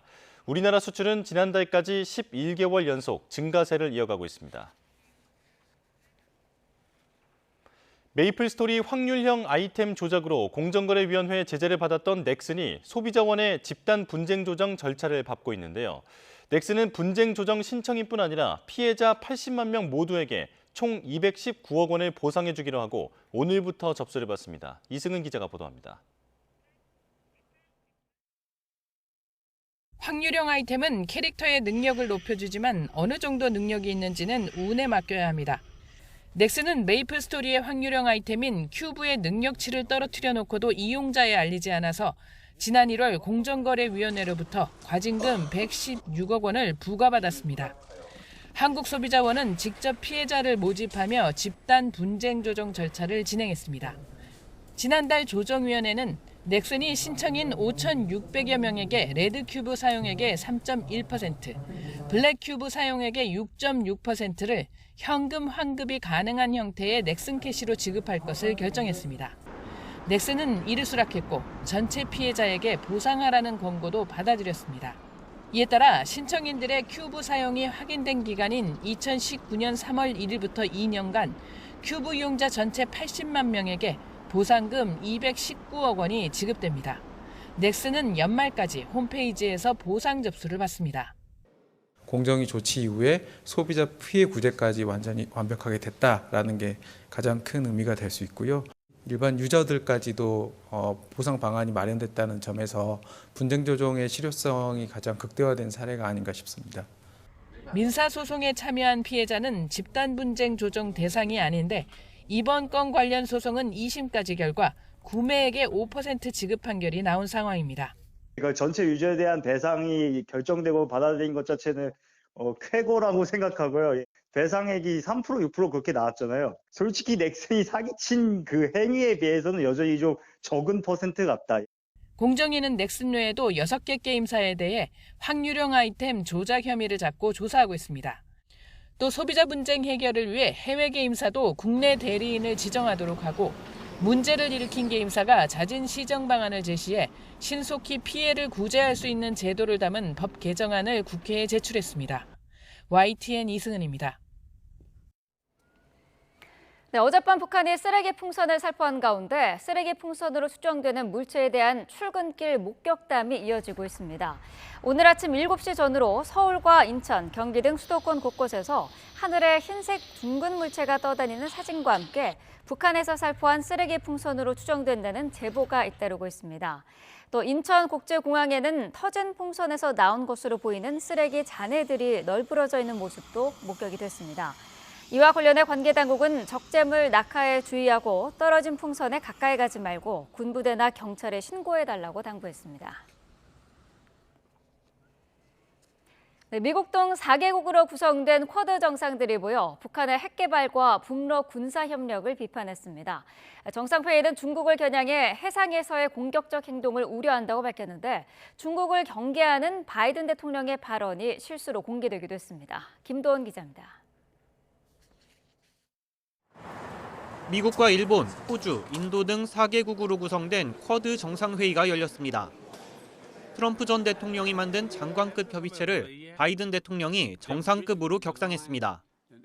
임기 중 화상을 포함해 6번 회의를 연 바이든 대통령은 앞으로도 쿼드가 이어질 것을 기대했습니다. Challenges will come. The world will change because the Quad is here to stay, I believe. Here to stay. 정상들은 공동 성명을 채택하고 북한의 탄도미사일 발사와 핵 개발을 규탄했습니다. 한반도의 완전한 비핵화라는 목표를 재확인하고 북러 군사 협력도 비판했습니다.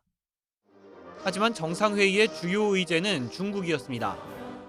실수로 송출된 바이든 대통령의 비공개 회의 발언이 정상들의 관심사를 잘 보여줍니다. China continues to behave aggressively, testing us all across the region. And it's true in the South China Sea, the East China Sea, South Asia, and the Taiwan Straits. 4개국은 내년에 사상 최초로 해양경비대 합동훈련을 실시하기로 했습니다.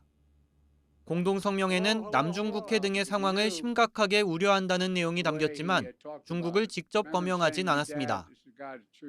내년에 퇴임하는 바이든 대통령은 사저에서 양자회담을 열고 모교에서 정상회의를 여는 등 마지막 모임에서 추억의 공간을 소개했습니다.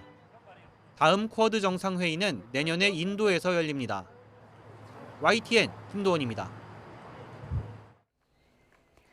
자국 견제를 공론화한 쿼드 정상회의에 맞서 중국도 러시아와 연합 군사훈련으로 맞불을 했습니다.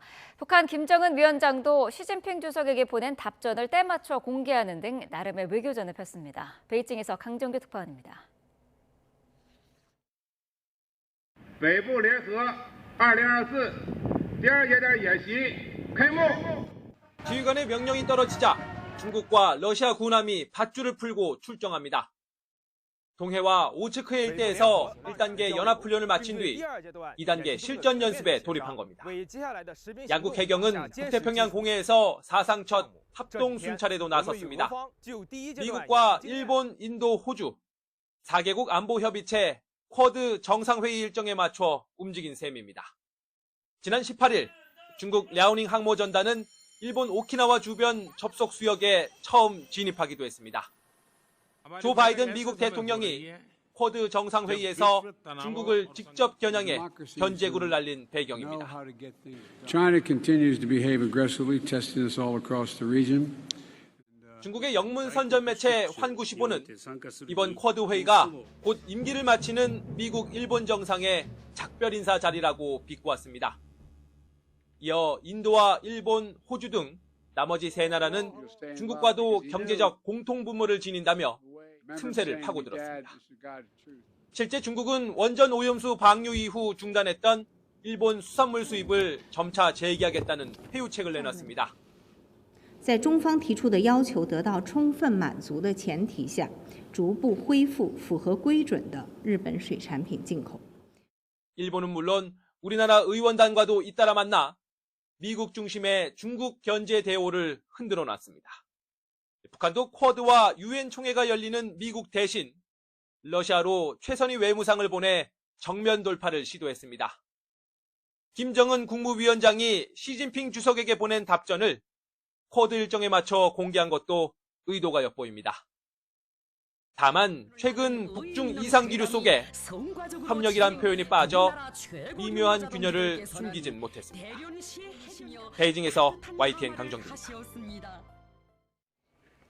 네, 김정은 북한 국무위원장이 시진핑 중국 주석의 서한을 보낸 사실은 일주일이 지나서야 공개가 됐습니다. 늘 강조해오던 협조나 협력이란 표현도 서한에서 사라졌습니다. 이종원 기자입니다. 북한 매체들은 김정은 국무위원장이 정권 수립일인 구구절 당시 축전을 보낸 시진핑 중국 국가주석에게 답전을 보냈다고 보도했습니다. 답전에 기재된 발송 날짜는 지난 15일로 일주일이 지나서야 이를 공개한 겁니다. 서한에서 김 위원장은 시 주석에게 사의를 표한 뒤 북중 친선을 끊임없이 발전시켜 나가는 건 두 나라 인민 공동의 염원이라고 밝혔습니다. 또 두 나라 공동의 위협 수행에서 앞으로도 훌륭한 결실이 있길 믿는다고 적었습니다.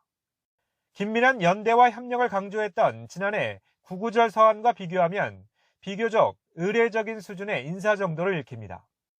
김 위원장과 시 주석이 서한을 주고받은 건 올해 1월 1일 이후 8개월 만으로 앞서 시진핑 주석이 보낸 축전도 지난해보다 북중 우위를 강조하는 표현이 줄었습니다.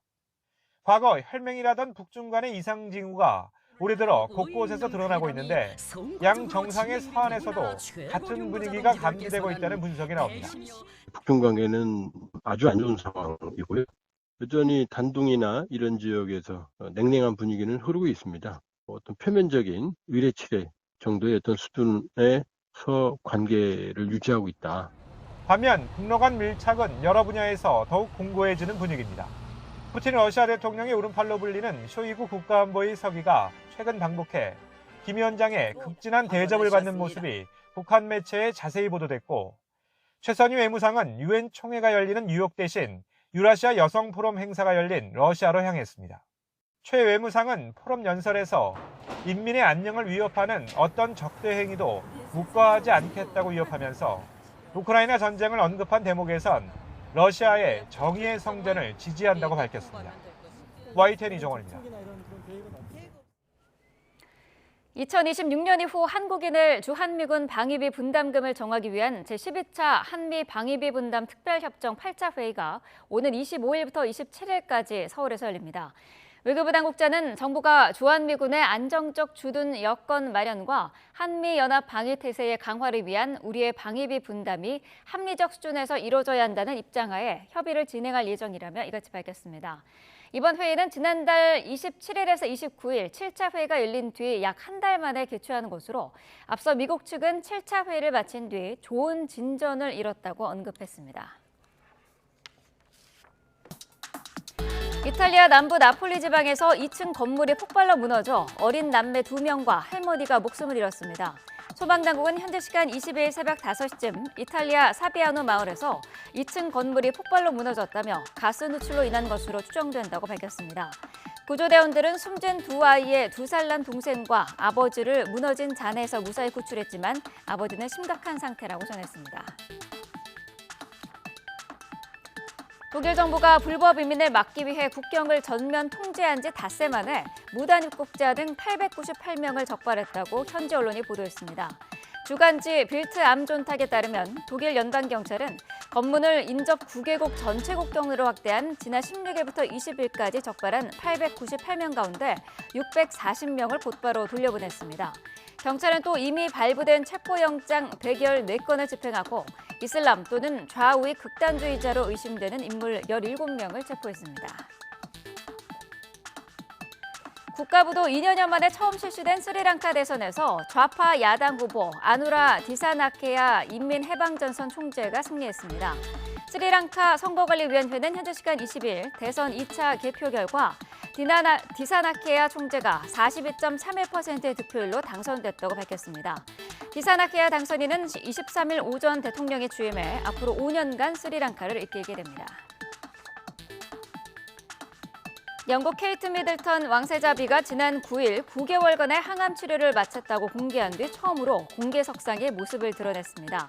LP통신은 현지 시간 20일 미들턴 왕세자비가 스코틀랜드의 왕실 발모랄 영지 근처에서 찰스 3세 국왕 카밀라 여왕과 함께 교회 예배에 참석하는 모습이 목격됐다고 보도했습니다. 6개월 전 암 진단 사실을 직접 공개한 미들턴 왕세자비는 지난 9일 자신의 SNS에 항암 화학요법 치료를 마쳤다는 내용의 영상 메시지를 올렸습니다. 혈압이 높거나 혈당 수치가 높을 때 치매 위험이 크다는 건 많이 알려진 사실입니다. 그런데 단순히 수치가 높은 것뿐 아니라 심하게 변하는 경우에도 치매에 걸릴 가능성이 커진다는 연구 결과가 나왔습니다. 김주영 기자가 보도합니다. 고령화가 심각한 우리나라에서 치매는 사람들이 가장 걱정하는 질병 가운데 하나입니다. 유병률만 해도 10%대이고 2022년 기준으로 노인 치매 환자가 100만 명에 이르는 것으로 추정되고 있습니다. 이런 가운데 높은 혈당과 고혈압이 대표적인 치매 위험 인자로 알려져 조심하는 사람들이 많은데요. 혈당과 혈압의 변동성도 치매에 영향을 미친다는 연구 결과가 나왔습니다. 서상원 삼성서울병원 교수가 질병청의 지원을 받아 진행한 연구 결과를 보면 혈당이 심하게 변할수록 뇌 손상을 의미하는 백질 변성이 심하게 나타났습니다. 같은 상황에서 치매 유발 물질로 알려진 베타 아밀로이드도 더 많이 축적됐습니다. 혈압이 크게 변하는 경우도 치매에 악영향을 미쳤습니다. 혈압의 변동성이 클수록 신경세포를 죽이는 주요 원인인 타우가 뇌에 더 많이 쌓였고 뇌 해마 위축도 심해졌습니다. 혈당과 혈압의 수치뿐만 아니라 변화가 크지 않도록 관리하는 것도 중요하다는 의미입니다. 혈압약을 상태가 좋으면 복용을 안 하고 또 상태가 안 좋으면 그때 다시 또 복용을 하고 하는 이렇게 약을 제대로 안 드시는 분들이 있는데 이런 분들에서 특히 많이 변동성이 심하게 나타나고요. 전문가들은 혈당과 혈압의 평균값이 안정적이라고 마음을 놓다가는 돌이킬 수 없는 치매 위험에 한 발 가까워질 수 있다고 강조했습니다. YTN 김주영입니다. 이렇게 치매 자체를 관리하는 것도 중요하지만 더 중요한 건 예방이겠죠. 그래서 특히 치매 이전 단계인 경도 인지장애도 주목을 받고 있는데요. 이 내용 YTN에 나온 전문가 이야기 들어보겠습니다. 치매 단계에서 이제 인지를 하시는 거는 누구나 인지를 하실 수 있기 때문에 치매 전 단계인 그 인지장애, 즉 경도인지장애를 잘 감별을 해야 됩니다. 그래서 그 경도인지장애를 알아채기 위한 몇 가지 이제 팁이 있는데요. 첫 번째는 이제 그 무언가 중요한 일을 잊고 있다는 것, 약속이라든지 이런 걸 잊고 있다는 것이 있고, 책이나 영화, 대화 등의 이제 맥락을 잘 놓치고 있을 때 우리가 의심을 해봐야 되고, 또 우리가 일상생활에 있어서의 중요한 업무를 이해하고 결정하고 계획하는데 부담을 느낄 때 이제 이런 걸 또 의심을 해봐야 되고, 제일 중요한 것은 이러한 문제를 주변 사람들이 걱정을 하실 때 우리가 이제 이 치매 전 단계인 경도인지장애를 의심을 해보고 이런 경우에는 병원에 오시는 것이 좋겠습니다. 대체적으로 경도인지장애의 경우 1년에 한 15% 정도가 치매로 넘어가게 됩니다. 그렇지만 역으로 경도인지장애의 한 45%는 정상으로 다시 돌아가게 되고요. 그래서 이제 그만큼 경도인지장애 원인도 다양하기 때문에 정확한 평가와 치료가 중요하다고 할 수 있겠습니다. 이른바 디지털 교실을 도입하는 데 열성적이었던 핀란드에서 디지털을 버리고 다시 책으로 돌아가는 움직임이 일어나고 있습니다. 디지털 기기 사용에 따른 여러 부작용이 부진한 학습 성과로 이어지고 있기 때문입니다. 유투권 기자입니다. 핀란드 소도시에 있는 이 교실의 풍경은 올가을부터 바뀌었습니다. 정부가 무료로 나눠준 노트북이나 디지털 기기가 사라지고 다시 교과서와 펜이 등장했습니다. 선생님이나 학부모는 대환영이고 학생들의 반응도 나쁘지 않습니다. I'm happy about the change. I am happy. There are less distractions with the books and I do think it is much better. No ehkä silloin kun käytti enemmän Chromebookia, niin sitten välillä niin kuin vähän lähti johonkin eri nettisivuille ja silleen, että ehkä siihen ei ihan keskittynyt niin kuin siihen olennaiseen. 수준 높은 공교육으로 유명한 핀란드는 10여 년 전부터 적극적으로 디지털 교실 정책을 추진했습니다. 덕분에 2018년쯤엔 거의 모든 교실에서 교과서가 사라졌습니다. 하지만 끊임없는 디지털 기기의 사용이 집중력을 해치면서 오히려 전국적인 학습 성과가 서서히 떨어지는 결과로 이어졌습니다. 장기적으로 누적될 부작용을 우려하는 목소리도 커지고 있습니다. So brain are very vulnerable with multitasking and especially when you are this young age. 핀란드 정부는 수업 시간에 모든 개인 디지털 기기의 사용을 금지하는 새로운 법안을 준비하고 있습니다. 앞서 프랑스는 이번 달부터 교내에선 휴대전화 사용을 금지하는 이른바 디지털 쉼표 정책을 시범적으로 시행하고 있습니다. 벨기에와 네덜란드, 아일랜드 등도 잇따라 유사한 정책을 도입했습니다. YTN 유튜버입니다. 북한의 쓰레기 풍선 부양에 대해 합동참모본부에서 알려온 소식입니다. 자, 북한이 어제 저녁부터 오늘 아침까지 120여 개의 쓰레기 풍선을 띄운 것으로 식별됐으며 현재 공중에 식별되고 있는 것은 없다고 밝혔습니다. 현재까지 경기도와 서울 지역에서 30여 개의 낙하물이 확인됐는데 확인된 내용물은 종이류와 비닐, 플라스틱 병 등 생활 쓰레기며 분석 결과 안전에 위해되는 물질은 없는 것으로 알려졌습니다. 북한이 어제 저녁부터 시작한 대남 쓰레기 풍선 살포는 지난 18일 이후 나흘 만이며 올해 5월 이후 이번까지 총 22차례 살포했습니다. 앞서 군은 어제 저녁 북한이 대남 쓰레기 풍선을 또 부양하고 있다고 전했습니다. 그러면서 적재물 낙하에 주의할 것과 떨어진 풍선을 접촉하지 말고 신고해달라고 당부했습니다.